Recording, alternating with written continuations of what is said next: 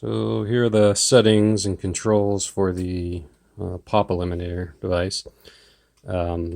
Basically, you have 3 different relays that you're controlling for the 3 different speakers, and they're all going to be set to the same setting. Although you can independently control them, they all need the same timeout basically. So when the device is on, the left button here is the set button, the right button is the OK button, left middle button is up, right middle button is down. So you hit the set button once, it will show you which channel you're configuring. By default, it will usually be channel 1 to start. Oops. Okay. And that's the uppermost one, not that it matters. And so you hit up and down to get to channel 1, and then you hit set again to configure channel 1. All the channels should always be set to F4. If it's not on F4, you can use the up and down buttons to set it to F4. Hit set again, and this is going to be number 2 is the timeout for how long it's going to wait until after the game has been turned on to connect the speakers. So right now it's set to 30 seconds. That should be the default that you get yours set to you as.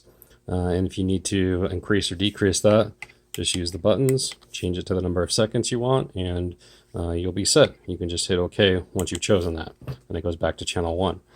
There are other settings within each channel that you may need to configure. If they got reset or changed, this will be just a quick overview of each of those settings so you know what to have it set to. So again, number 1 is F4. Number 2 is the number of seconds you want for it to wait until you, after you've turned the game on, for it to connect the speakers. 3 is 0, 4 is 0, 5 is 0, 6 is 0, 7 is 99, 8 is 0. Then it'll take you around again back to number 1. You don't have to go through all of those. When you're done making any changes, you can just hit OK. We'll go back to channel 1.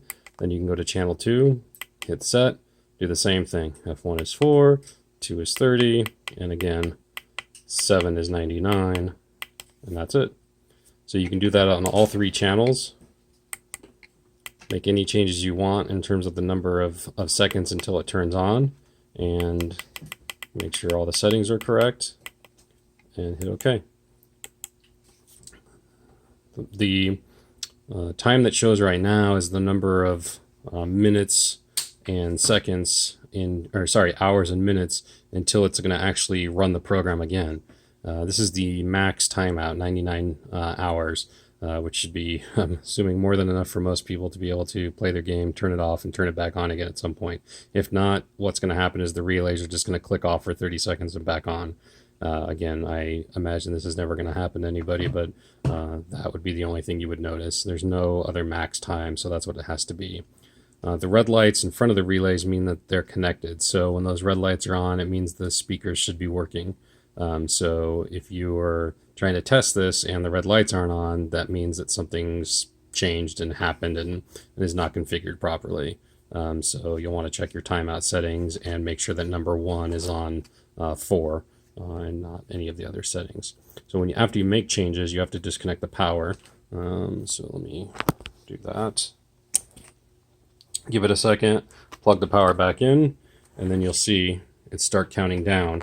Whatever channel it's on right now, so for example we're on channel 3, that's what's counting down right now, the number of seconds. Since they're all the same, they'll all be the same countdown, so it won't matter, but that's what you're seeing. And you can notice the red lights are off because the speakers are disconnected at this point. The game's booting, going through its startup process, and then when this hits 0, the speakers are going to be connected and you shouldn't hear any sort of pop or whining or any other sounds. There you go. So that's how you set this controller.